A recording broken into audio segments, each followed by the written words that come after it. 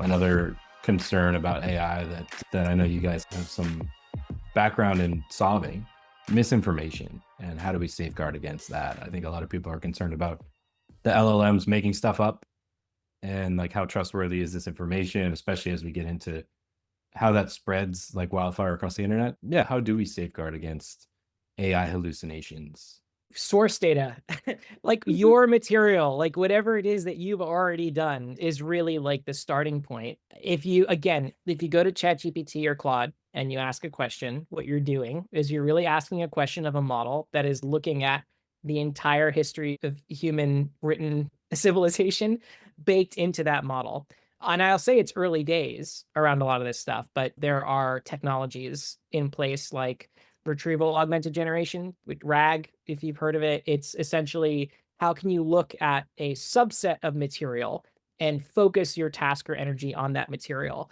And so at Astral, like every person that creates an account, when you add stuff to your library, you're creating this knowledge space around your information. And we're basically pulling from that when let's say remix from a specific source or a group of sources or from a topic search, right? What we're doing is we're actually saying, okay, great, Zach, you want to create a new LinkedIn post about how, let's say, course creators can put Astral to work. We have material in our library with examples of how course creators have used Astral. And so when you use the topic search that says, I'm looking for course creators, how they use content creation or how they approach content creation, how they interact around lesson plans and engaging with their audience, what it's doing is it's not looking at the web. What it's doing is it's looking at your knowledge space, your content library, and it's saying, give me all the references that we have in this space about that topic.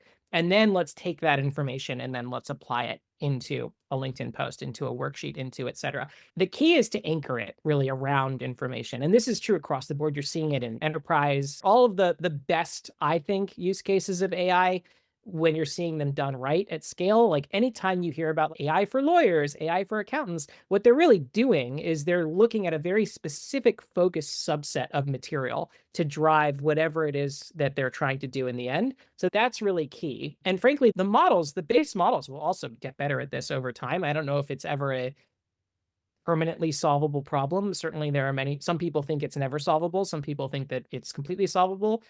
We won't really know for, I think, a few years, but there are tactics and strategies that will only get better. And I think the key that everyone can really understand is you anchor it around information that's trustworthy. And if you do that, then you can really apply it in a bunch of focused ways.